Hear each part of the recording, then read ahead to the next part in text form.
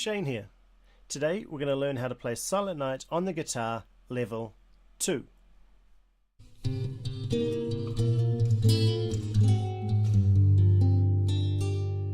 Hey, Shane Cammell, Fingerstyle Fanatic, and today we're taking it up a notch from my last video, linked below, where we learnt a very basic arrangement of Silent Night on the guitar. Today you're going to learn how to add some basic harmonic support. I think you'll enjoy it. If you already read tab, then you've come to the right place. But if you don't read tab yet, then pause this video and check out the link below for Silent Night Level 1. In that video there's a section on how to read tab. Once you've got it down, come back to this video and let's get going. Before I start, a huge thanks to my good friend Kerin for hosting me today on his channel, Tune Basics. Kerin's inspired me to take my own YouTube channel, linked below, to the next level. My channel is Fingerstyle Fanatics, and I'll be posting more videos like this one, where I teach you to play your favourite songs on the guitar, like I do. I'm a classically trained recording artist, and I performed on cruise ships as well as around the US, Japan and New Zealand. I teach all styles of guitar, but what I really love to do is to compose, arrange and perform true fingerstyle guitar music. So let's go. A quick note before we get started in the lesson: the PDF on the left hand side of my screen is actually available for download in the video description notes. Just click on it, go to it, download it and then print it out, because we're going to be marking on this sheet music a lot. You'll need a highlighter and a red pen to mark down any fingering suggestions. So go ahead and do that, and the lesson is about to start. Here's how you play Silent Night Level 2. Let's look at the music first and understand the structure of the song. The song has 1, 2, 3, 4, 5, 6 lines to it, 6 sections. The first section is made up of 4 bars. This is a bar, there's the bar line, this is bar number 2, bar 3, bar 4, etc. We have the bar numbers above the start of every bar. Underneath the title of the song, can you write down the following numbers please? 1-4, comma, 5-27 plus 28, comma, 5-27 plus 29. At the start of the section B, it's where the actually melody starts. We have these double lines and double dots, and then at the end of bar 28 we also have double lines and double dots. Above bar 28 we have a 1 with a dot with a square bracket. Above bar 29 we have a 2 with a dot with a square bracket. This is the first time ending, this is the second time ending. These double lines and double dots indicate repeating. So that's why I gave you the order of the sections. The introduction 1-4, and then 5-27 plus the first ending, and then 5-27 with the second ending, 29. Alright, and actually I did think of one other little thing I should mention. In the first lesson, in the previous video, we didn't really talk that much about the right hand.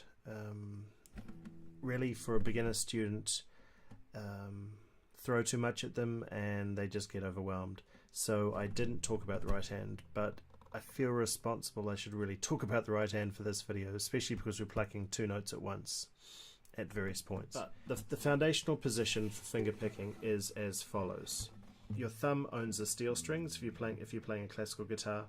So thumb, thumb, thumb, and then you use your index for string 3, middle for string 2, and ring for string 1. But for this song there are occasions where 2 steel strings are being plucked, and the steel strings for a classical guitar are the bottom 3 strings of the tab stave. And you'll see there are some examples. For example, here in bar 8, where you're plucking string 5 and string 4. So when that happens, all I've done is I've brought my index finger up a string. So I'm plucking with the thumb and my index finger.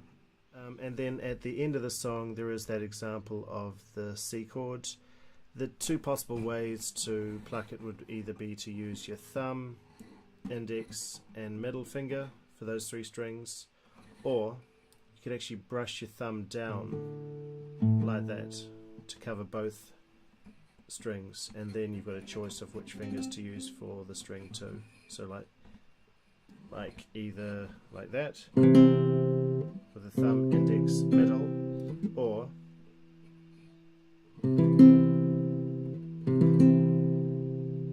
it's up to you. When I performed it, I didn't have the right hand in range, but I used my thumb, index and middle. So there we go. So here's how this sounds.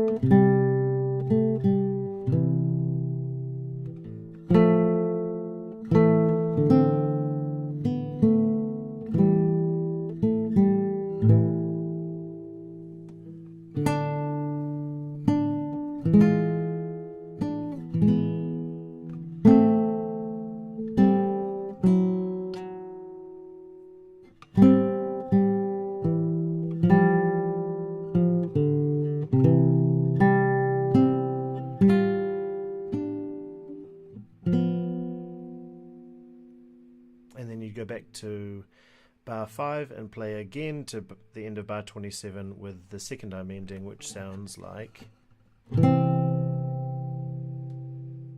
Alright, so let's start the song. The first feature of the song, I'm assuming obviously you can read tab, is that we have our first example of a static anchor in this song. I mentioned static anchoring in the previous video, and it's the simple idea, economy of movement.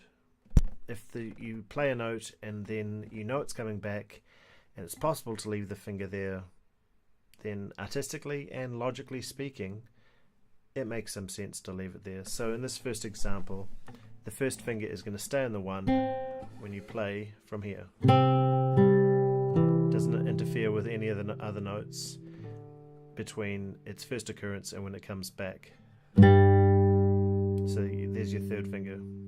I'll call out the fingering from the start. Fingers 3 and 1, and then second finger, and then lift the third finger up to the low E. Leave the first finger there. The other 3 played with your little finger. Now in the previous version, the previous video that we did, it was just a single line melody, so to speak. Now we're starting to add some harmonic support, and we'd like that harmonic support to sustain as much as possible. So in that example there, in the second bar, 3 on the low E, you want to leave that ringing. So your fourth finger is available to play that other 3. And then drop back down, third finger on the A string, string 5. And there's the 1 coming back. And then the bass line changes back to the low E, and your first finger can collapse. Rather than, it's an extra effort. Rather than doing that, just collapse it down. And then you've got your little finger available to play the 3. Release everything except the 3 on the low E. Now what's next? Here we go. The bass line again is being sustained. So your third finger, your ring finger, can stay where it is. And look, you know the tune. The phrase repeats again. So there's your the extension of the static anchor. Continues all the way through section B. And now we're down to section C. What have we got? Here's fingers 3 and 4.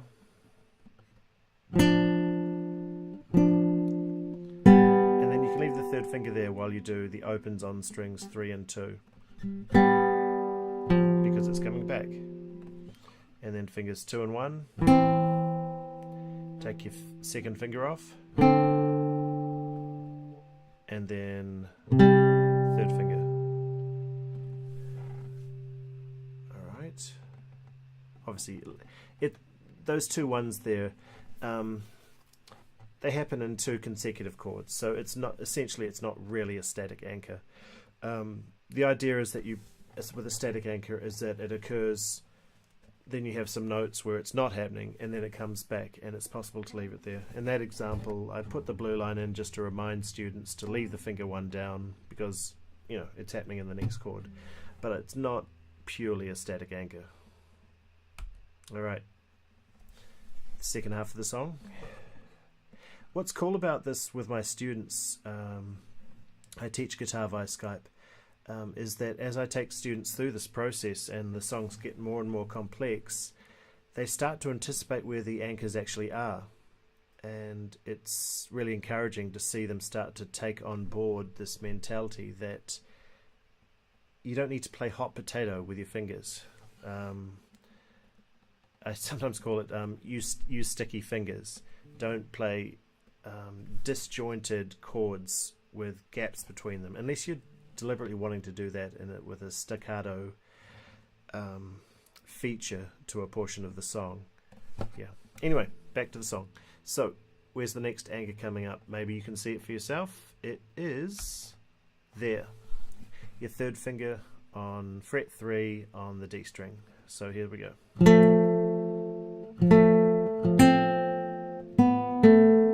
Obviously, hopefully you can tell also that the second finger is staying down for that phrase. So there it is, the blue line holding the 3 2s together. Next bit. I'm sure you know where that next one is. Yep, the 2 3s on the A string. And then, now this is a little more complex. Yeah, so watch this.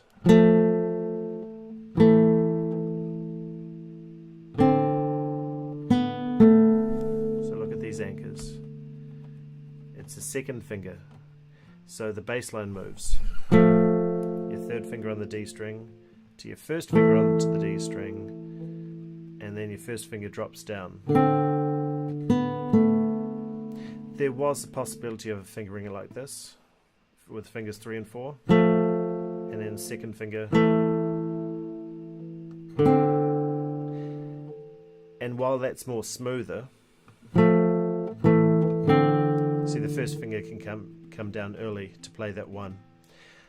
I chose not to go that way simply because, as this is just a level 2 song, level 2 arrangement, I'm anticipating that beginner students are learning this. So using fingers 3 and 4, a little more fiddly. Your little finger generally, as a beginner player, is the weakest finger on the hand. So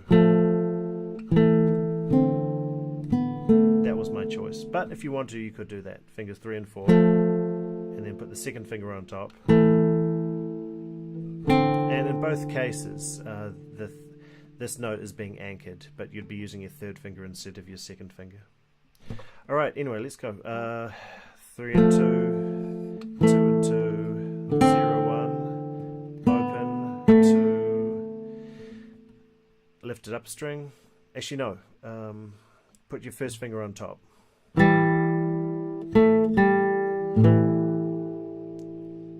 So you've left it. You finished with that at the end of bar 18. Put your first finger on top, release it, put it back down, release it, and your first finger's the new anchor, as that blue line says. Alright, section E. We're motoring through the song. So, third finger. And here's the other awkward part of the song. So, finger 2 on the 2, and then finger 1 is going to cover the 2 1s on string 3 and string 1, and you just flatten down. And you can actually leave the third finger there, because obviously it's coming back. So you just have to be particular with your right hand of which strings to be plucking. And then third finger off, and stop barring those 3 strings. Just use the tip of your finger on string 3. And that is the 2-1-0 chord. Then take that shape, drop it down a string. Oh, hang on. There's your anchor. The 3. And then there's the 2. And then there's the 1. I'll play that section one more time. 0, 3, 3, 2, 1, 1. Now you may find it a little difficult to flatten your first finger across multiple strings. We did it earlier in the song with 2 strings. Now we're doing it with 3 strings. It's good practice to get used to it. Yeah. Sorry, the third finger was there. And then release the third finger, stop barring, and now you've just got your second finger and first finger. Now drop the shape. Same fingers, same shape, just down a string. Take your first finger off, so your second finger off, and then reach the little finger up to fret 4 on the D string. Leave the first finger there because that's what the arrow is about. It's coming back. 0, 1, so 0, 1, 0, 2, 3, 0, 3, 0, 3 and 2. And the 1's still sticking around because there it is. It just came back. And then 0, 1. So you collapse that first finger back down onto the high E string as well as maintaining that. Third finger on the 3rd fret. And then when I play it, sometimes I use a 3rd finger, sometimes you use my little finger. If you use your little finger, then you could actually put your 3rd finger up on top, up here on the D string for that 3-0 at the end of bar 28. And release everything. And that's the first time ending. And if you're doing the second time ending, here's the start of bar 27 here with the 3-2 chord and the 1 still down. And it's the second time through the song. So you skip bar 28 and you play bar 29, which is... Alright, well I hope you've enjoyed that lesson. The main feature of it, again, same as the previous lesson, is static anchoring, and I really believe its effectiveness. It provides a lot of stability for the hand, and in the next arrangement coming up in video 3 we'll be doing more static but lateral anchoring as well, and things will get a lot more technical. So I hope to see you in the next lesson. So how did that go? Thanks for watching. I hope you enjoyed that lesson. Give it a thumbs up and let me know in the comments below how it all goes. I've also got some homework for you. 2 things. 1, when you feel ready, record yourself playing this arrangement, upload it, and then comment below with the link. And 2, check out the next video in this series. Linked below.